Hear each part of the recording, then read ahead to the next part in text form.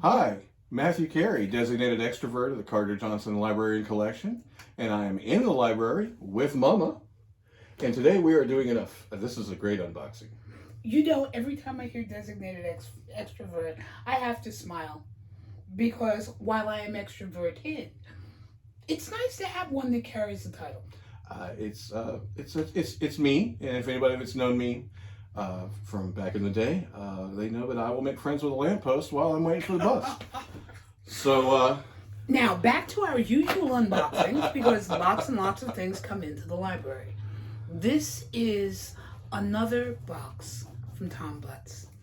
And for those of you who understand both the relationship of Thom to the library, which is part patron and part friend, but who also understand that Thom has a lot of the personal effects of Tony DeBlase and Andrew Charles and is sending them here to the library as we pack up. Now, I look forward to these boxes every time they arrive. One, because of the excitement of their content. So I'm more than willing to state that up front. But also because of the very special relationship that I have with Tony. Tony DeBlase was one of the few men that I ever called daddy, and there are very few. And we served together on a lot of workshops. We served together on boards of directors. We served together with the NLA. And he was part friend, part mentor. And as this tribe goes, pretty much a daddy figure to me. And so having his personal effects here in the library where so much love has been poured and so much love was poured by Tony and Andrew into me, it just seems appropriate. And now to get into the box. and I apologize in advance. There's some packing that I need to get through. Oh, I think we picked a good one. Apologies, folks. You never know what's inside. I saw it big, black, and looked like a photo album. It looks like a photo album. It is a big, thick photo album. Or it is an Or album. 3-ring binder. What do we got? Let's find out.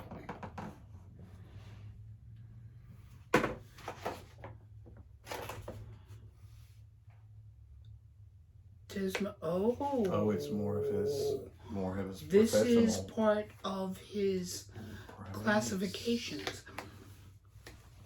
Tony DeBlase was many things to our tribe.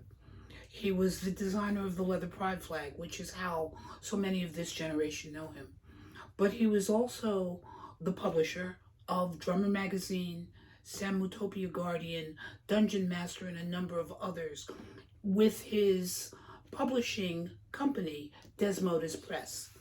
Now, the name just usually doesn't mean a lot to many people, but Tony was also a PhD with a specialty in bats. He served on the board of the Field Museum, did a lot of work for the field within certain departments, especially specializing in bats. And a Desmodus was Tony's favorite bat. His dissertation, which he did on the bats of Iran, was so extensive and so well done that the field published it under their own label. As a matter of fact, we have been sent by Thom a few copies of that dissertation for us to give away for just a small donation in the cost of shipping. It is an extensive book, and it's just amazing. But as I look through this and look at just the headings, these are names of bats, notes, study notes on bats,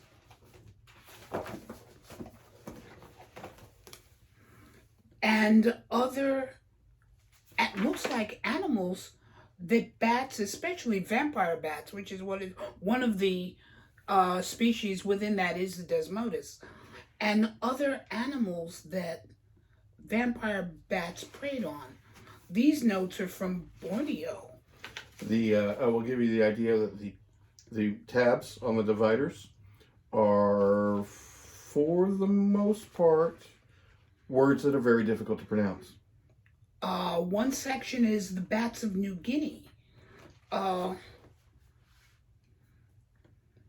Good Lord. And the fact that his favorite bat, evidently, in dealing with the bats of Iran, one of his favorite bats was feasting on impala and how often they did it. Good Lord, what else is in that box? Oh, you're gonna like the next ones, I think. Let's get this see if we. Yeah, just look at the names on the dividers there. Help me out here. So all of this is information that also we're going to have a problem because one of the rings is a little cockeyed. Oh, let's just slide it forward and do this after the video. All of this went into that very expensive dissertation I was telling you about. Notes from the Field Museum. Okay, I just got very excited. You look at what you got there. You just keep checking that out. There's nothing interesting over here. This is. Yeah, right. This is from the field about loans from their collection, how you go about doing it, how you go about adding to the collection, and their policy statements. These are slides of maps of, I am going to bet, ranges and territories of... In Iran. The first one was Iran. These were probably presentations. When you write a dissertation, you go before a board at some point in time to defend that dissertation. And it looks like these are some of the slides and things. If I had to bet, that's what those are. Oh, yeah, that would have been used when he defended his writing. Yes, because these are photos of his, this is out in the field photos. So yeah, these are probably, if you can imagine PowerPoint in November of '69 was transparencies in slides in a slide projector. Yes, this is dissection photos.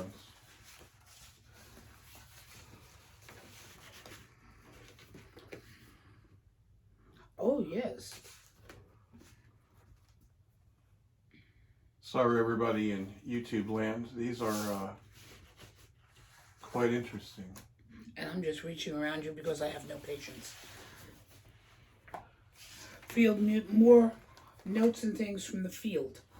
For those of you who have ever gotten a chance to go to IML, they often recommend a lot of the sites around the hotels where they're going to be. And one of the places they recommend that IML visitors go is to visit the Field Museum. And their section of natural history is just spectacular. And their bats exhibit was donated and, up until his death, maintained by Tony. You're going to want to look at that one. And folks, I'm trying to find one of these that would be interesting enough to hold up to the camera and show you that they're kind of... Good Lord, he's actually digging. I'm thinking that one might be... See if I can get that one up for the camera. Good luck. Yeah, I'm not sure you'll be able to see it. No, you probably won't. Light needs to be behind it. These are slides from the dig and from the sites where he was digging up fossils in Iran.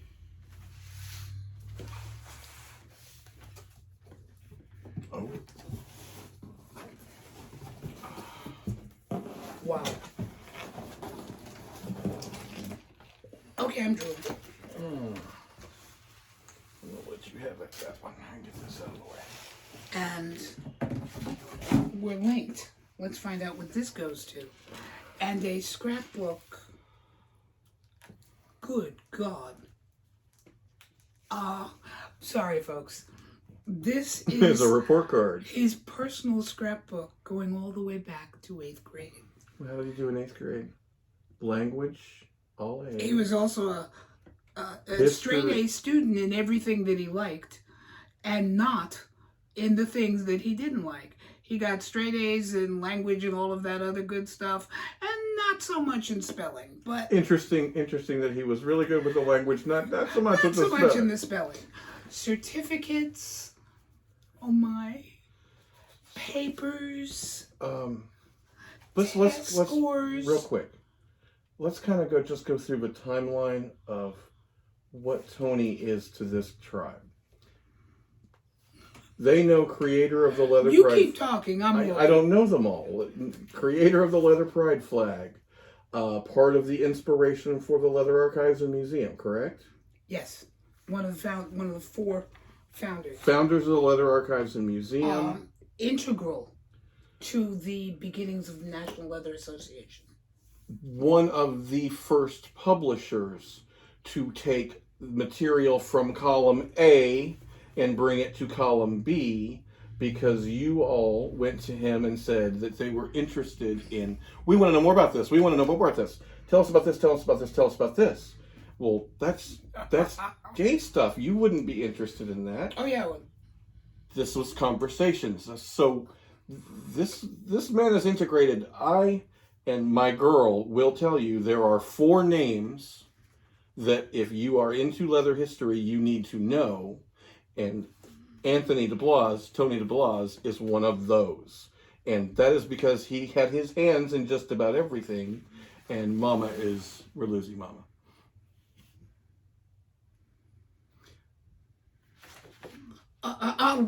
This is probably, his mom probably put this scrapbook together at some point. More than likely, but what is fascinating me here are all the music references, music awards, music programs. The high school music department presents Old Time Minstrels. Oh, wait. Glee Club. Just lots of that. This is an interesting facet. That you and State Glee Club, and my oh my. Now, please understand, Tony had the kind of booming, embracing baritone, not quite bass, that sort of makes your toes tickle a little bit and reminds you of a slightly higher octave of James Earl Jones. But I do not remember ever hearing him sing. Now, I'm putting straight out to the camera to Judy Tallwing, Judy Race, Guy, Mark Frazier, the old dogs who were around when we were just working on the NLA, and the early days of IML. Have any of you ever heard Tony sing? I would really like an answer to that one, because I have records of his speaking voice. By the way, one of the things the library is hoping to release sometime next year, Andrew sent us 3 recordings unpublished of Tony reading stories that were originally sent into Samotopia Guardian. So hopefully I can find, or I can abuse Matt or have somebody turn these into WAV files so that they too can be released for those who want them. Wow. We don't have time to go through every page, but oh my stars. Let's pick one and let's give them a taste. That's a interesting. Is there anything personal in there? Yes. Oh, okay. Here, this one is very simple. There is the future Dr. Anthony F. DeBlase. I will pull this up and you demonstrate for them. Now, for those of you who have the ability to zoom in, because you're going to need it, the future Dr. Anthony F. DeBlase. Thom, just thank you. There's no other way for me to express it or say it. Just thank you. If you like this and you want to see more, please consider subscribing, and leave some comments down below. And Mama, where will we see them? See you in the library.